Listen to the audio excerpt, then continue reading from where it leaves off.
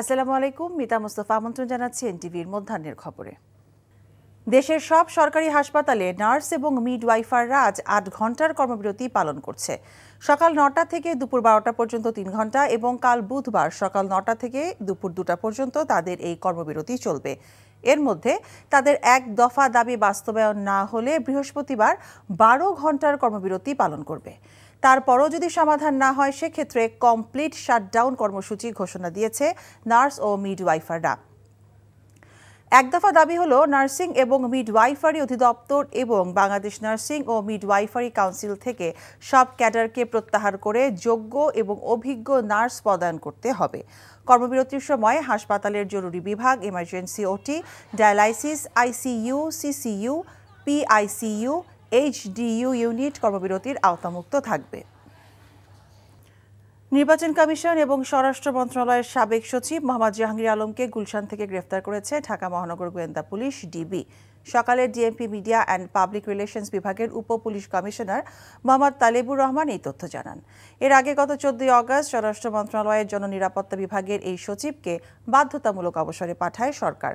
জাহাঙ্গীর আলম চলতি বছরের ৭ই জানুয়ারি অনুষ্ঠিত বিতর্কিত সংসদ নির্বাচনের সময় নির্বাচন কমিশন সচিবের দায়িত্ব পালন করেছিলেন। ডিসেম্বর থেকে বিমানবন্দরের ৩ কিলোমিটার এলাকা হর্ন বাজালে জরিমানা করা হবে ৫০০ টাকা।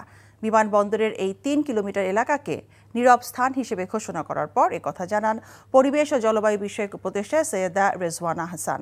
সকালে সিভিল এভিয়েশন কর্তৃপক্ষ অফিসে নীরব এলাকার বিষয়ে সচেতনতা তৈরিতে র্যালিতে অংশগ্রহণ করেন তিনি। উপদেষ্টা আরও বলেন, এবার যেন আগের মতো হর্ন মুক্ত এলাকা ঘোষণার পরও কার্যক্রমটি ঝিমিয়ে না যায় সেই বিষয়ে পদক্ষেপ নেওয়া হবে। প্রথম দিকে ঢাকার গুরুত্বপূর্ণ সড়কগুলোতে নীরব এলাকা ঘোষণা করে কাজ করা হবে। পর্যায়ক্রমে বিভাগীয় শহরের গুরুত্বপূর্ণ এলাকায়ও একই নীতি বাস্তবায়ন করা হবে। অনুষ্ঠানে বেসামরিক বিমান চলাচল কর্তৃপক্ষের চেয়ারম্যান জানান, বাংলাদেশের সকল বিমানবন্দর এলাকা নীরব এলাকা হিসেবে ঘোষণা করা হবে। এই হর্নটা আসলে কিন্তু একটা অভ্যাসগত বিষয়। আপনি দেখবেন লাল বাতিটা মাত্র সবুজ হলো, তো এখন গাড়ি মুভ করবে, লাল বাতিটা সবুজ হওয়ার সাথে সাথে সবকটা গাড়ি একসাথে হর্ন দেওয়া শুরু করে। এই অভ্যাস থেকে মানুষকে সরিয়ে আনতে হবে। হর্ন বাজানোটা যে একটা অপরাধ, এটাই তো কোনোদিন তারা শোনেনি। আজকে তারা হয়তো জীবনে প্রথমবার শুনবে যে হর্ন বাজানো একটা অপরাধ। সুতরাং এখন আমরা জরিমানাটা মিনিমামেই রেখেছি, আমরা ৫০০-তে রেখেছি। বন্যার খবর জানতে আমরা এখন যাচ্ছি গাইবান্ধায়। সেখানে আছেন আমাদের স্থানীয় প্রতিনিধি কৃষ্ণ কুমার চাকি। চাকি, বন্যা পরিস্থিতির সবশেষ কি খবর আছে আপনার কাছে, আমাদেরকে জানাবেন। গত কয়েকদিনের টানা বর্ষণে গাইবান্ধা জেলায় সবকটি নদ নদীর পানি ব্যাপকভাবে বৃদ্ধি পেয়েছিল। গত ২ দিন বৃষ্টি না হবার কারণে আবার ব্যাপকভাবে পানি কমাও শুরু করেছে। ইতিমধ্যে প্রত্যেকটি নদীর পানি বিপদসীমার কোথাও ২০০ সেন্টিমিটার, কোথাও ১৫০, কোথাও ৩০, কোথাও ৩৫ সেন্টিমিটার নিচে চলে গেছে। এতে করে নদী তীরবর্তী অঞ্চলের মানুষ এবং চরাঞ্চলের মানুষদের মধ্যে একটু স্বস্তি ফিরে এসেছে। ইতিমধ্যে যেটুকু ক্ষয়ক্ষতি নিরূপণ করতে পেরেছে কৃষি বিভাগ থেকে, আমাকে কৃষি অধিদপ্তরের গাইবান্ধার উপপরিচালক খুরশিদ আলম জানিয়েছেন যে এবারের এই সংক্ষিপ্ত বন্যায় প্রায় ১০০ হেক্টরের মতন জমির ফসলের ক্ষতি হয়েছে। এর মধ্যে রয়েছে রোপা আমন, শীতকালীন শাকসবজি এবং গ্রীষ্মকালীন পিঁয়াজ সহ মাসকলাই, অন্যান্য কিছু ফসল। আর যদি নতুন করে বৃষ্টি না আসে তাহলে বন্যার যে সংখ্যা আছে এটা কেটে যাবে। আর পানি উন্নয়ন বোর্ড বলছে যদি বৃষ্টি আবার শুরু হয় তাহলে বন্যা পরিস্থিতিও সৃষ্টি হতে পারে। আর জেলা প্রশাসনের পক্ষ থেকে আমাকে জানিয়েছেন এখনো ত্রাণ বিতরণ কার্যক্রম শুরু করেননি এবং বিভিন্ন স্থানে ক্ষয়ক্ষতি নিরূপণের করার পরেই তারা ত্রাণ কার্যক্রম শুরু করবেন। এই ছিল আমার কাছে গাইবান্ধা জেলার সর্বশেষ বন্যা পরিস্থিতির খবর। মিতা, গাইবান্ধা থেকে জানছিলাম বন্যা পরিস্থিতির সবশেষ খবর। চট্টগ্রামে ডেঙ্গু রোগে আক্রান্তের সংখ্যা প্রতিদিন বাড়ছে। বেশি আক্রান্ত হচ্ছে নগরীর বিভিন্ন এলাকায়। সেপ্টেম্বরের শেষ দিকে ডেঙ্গু রোগে আক্রান্তের সংখ্যা বেশি। মশাবাহিত রোগটির সংক্রমণে মৃত্যুর সংখ্যাও ঠেকানো যাচ্ছে না। হাসপাতালে প্রতিদিন আশঙ্কাজনকভাবে বাড়ছে ডেঙ্গু রোগীর সংখ্যা। সিটি কর্পোরেশন বলছে এডিস মশা নিধনে তাদের কার্যক্রম চলছে। চট্টগ্রাম থেকে আরো জানাচ্ছেন আরিচ আহমেদ, ক্যামেরায় ছিলেন এনামুল হক। চট্টগ্রামে গত এক মাসে ডেঙ্গুতে আক্রান্ত হয়ে হাসপাতালে ভর্তি হয়েছে ৮ শতাধিক রোগী। নগরীর ৪১টি ওয়ার্ডে ডেঙ্গু রোগে আক্রান্তের সংখ্যা বেড়েই চলেছে। এই রোগে আক্রান্ত হয়ে গত এক মাসে মারা গেছেন ১০ জন। চট্টগ্রাম মেডিকেল কলেজ হাসপাতাল সহ বিভিন্ন হাসপাতালে ডেঙ্গু রোগে আক্রান্ত হয়ে ভর্তি হয়েছেন এসব রোগী। জুলাই ও আগস্ট মাসের চেয়ে সেপ্টেম্বর মাসে হাসপাতালে ডেঙ্গু রোগীর সংখ্যা বেড়েছে ৪ গুণ। ভালোই মশা আছে আমাদের ফলে আমরা ৪-৫ জন ডেঙ্গু আক্রান্ত এই পর্যন্ত আমাদের মেডিকেলের ওই হল থেকে। জ্বর ছিল প্রচুর, ১০২-৩ সবসময় থাকতো, শরীর ভার লাগতো, ব্যথা ছিল। চট্টগ্রামে নিষিদ্ধ কীটনাশক ব্যবহার ও লোক দেখানো কার্যক্রম পরিচালনা করার কারণে এডিস মশা প্রজনন ঠেকানো যায়নি বলে মনে করছেন সংশ্লিষ্টরা।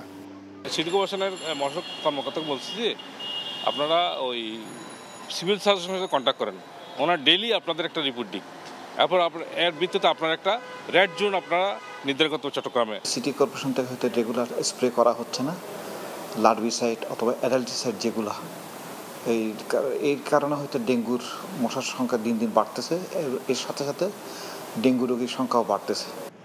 চট্টগ্রামে নালা নর্দমা সহ বিভিন্ন স্থানে জলাবদ্ধতা সহ নানা কারণে ডেঙ্গুর প্রকোপ বাড়ছে বলে জানান সংশ্লিষ্টরা। মশার লার্ভা শনাক্ত ও ধ্বংস করতে বাড়ি বাড়ি অভিযান পরিচালনা করা হচ্ছে বলে জানিয়েছে Chittagong city corporation. NTV news desk. Kailash থেকে মর্তে আসবেন দেবী দুর্গা। মণ্ডপে মণ্ডপে উৎসবের আমেজ।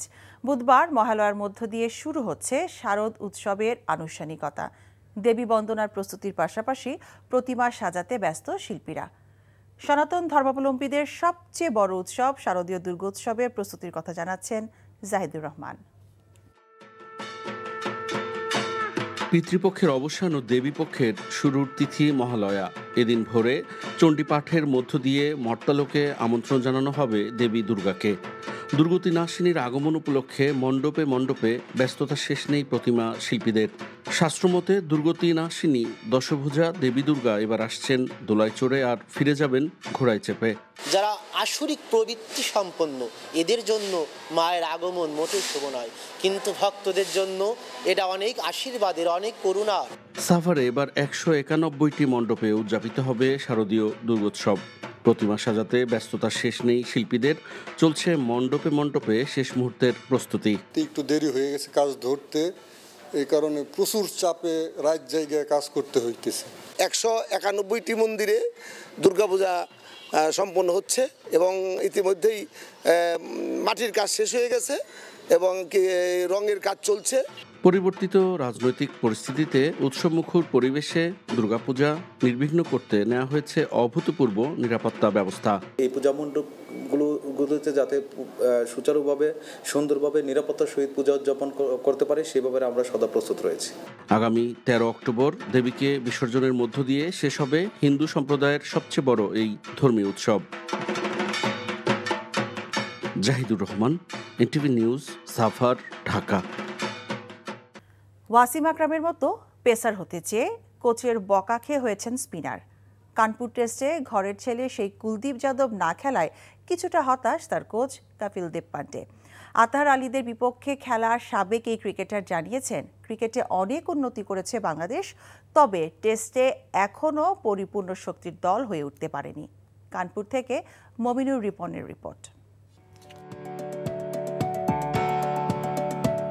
পাকিস্তান কিংবদন্তি ওয়াসিম আকরামের মতো পেসার হতে চেয়েছিলেন কানপুরের ছেলে কুলদীপ যাদব, কিন্তু তার ছোটবেলার কোচ কপিল দেব পান্ডে পরামর্শ দিয়েছিলেন স্পিনার হওয়ার।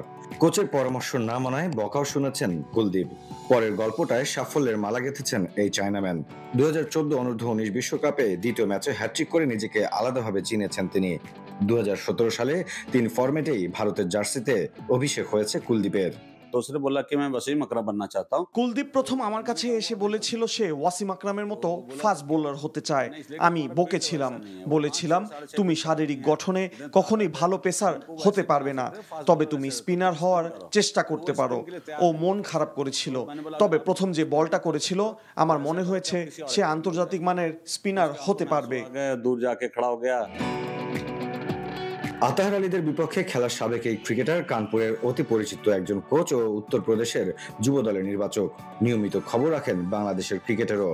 টেস্টে ব্যাটিং দুর্বলতা আর একজন লেগ স্পিনারের অভাব দেখছেন কপিল পান্ডে। हम तभी कंप्लीट होंगे जब हमारे पास एक अच्छा ऑफ स्पिनर, एक राइट आर्म लेग स्पिनर, एक लेफ्ट आर्म स्पिनर। আমি যখন বাংলাদেশের বিপক্ষে খেলেছিলাম সেই সময়ের চেয়ে এখন দল উন্নতি করেছে। পেস বোলিং ইউনিট আমার মনে ধরেছে, তবে ব্যাটিংয়ে আরও ধারাবাহিক হওয়া প্রয়োজন। সেই সাথে বাংলাদেশ দলে আন্তর্জাতিক মানের লেগ স্পিনার কিংবা চায়নাম্যান আমার চোখে পড়েনি। এই দুটি জায়গায় পরিবর্তন আসলে বাংলাদেশ সবার জন্য কঠিন প্রতিপক্ষ হয়ে দাঁড়াবে বলে আমি আশাবাদী। उनको भी आना जरूरी रहेगा लंबी क्रिकेट के लिए। বাংলাদেশের বিপক্ষে টেস্ট সিরিজে কুলদীপ একাদশের সুযোগ না পাওয়ায় কিছুটা হতাশ এই কোচ। তবে দলের ভারসাম্য রাখার জন্য যে কোনো সিদ্ধান্ত মেনে নেওয়া উচিত বলে মনে করেন তিনি।